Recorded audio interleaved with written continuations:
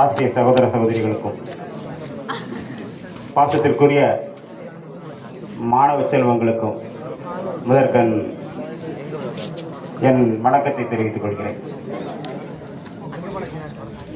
புகை நமக்கு பகை, போதை நம் குடும்பத்துக்கு மட்டுமல்ல எல்லோருக்கும் பகை. புகை நமக்கு மட்டும் பகை. அவங்க குடிப்பதை அருகில் இருக்கிறவங்க சுவாசிக்காத வரைக்கும். போதை அவங்களுக்கு மட்டுமல்ல, நம்ம குடும்பத்துக்கு மட்டுமல்ல, சமூகத்துக்கும் பகை.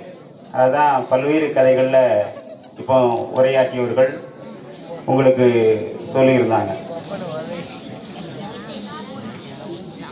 இந்த போதை புகை, இதை சயின்ஸில் ஒரு வார்த்தை உண்டு.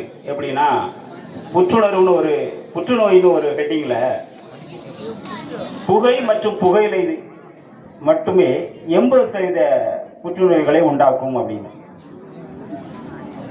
அப்போ புற்றுநோயை ஒழிக்க வேண்டும் என்றால் புகையையும் புகையிலையும் கண்டிப்பாக தவிர்க்க வேண்டும்.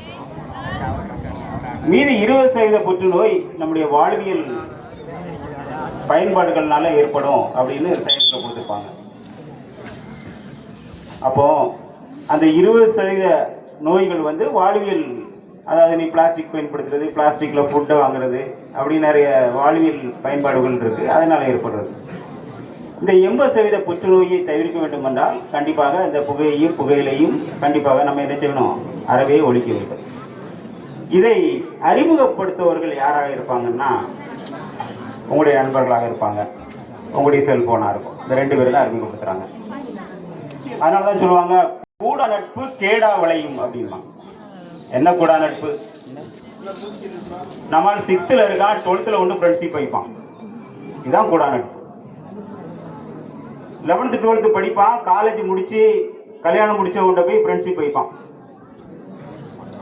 இப்போ சொன்னாங்க, என்ன 18 வயசு கீழே இருக்கவங்க வண்டி ஓட்டக்கூடாது. இந்த அனுபவம் எனக்கும் போன ஏப்ரலில் ஏற்படுச்சு. எப்படி ஏற்படுச்சு? நான் ஏதோ திருப்பதி எலெக்ஷன் ட்ரைனிங் போயிட்டு ஏதோ வந்துட்டு இருக்கேன்னு நினைக்கிறேன். இந்த தெக்கூர் வரைக்கும் எந்த பிரச்சனையும் இல்லை எனக்கு. தெக்கூரை தானே நம்ம பள்ளி மாணவர்கள் அங்கே பாதி பேர் இருக்கிறான். 1-2 பேர், 5 பேரும் ஊரைக்குள்ள வரோம்.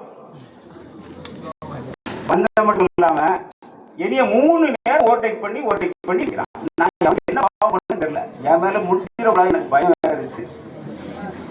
வேறா கிளாஸ்ல செய்யறதுக்கு திருவிழா வச்சு செய்யற அப்படின்னா மனசு நினைச்சுட்டே போனேன். அவனுக்கு நான் மேடையே இருக்குன்னு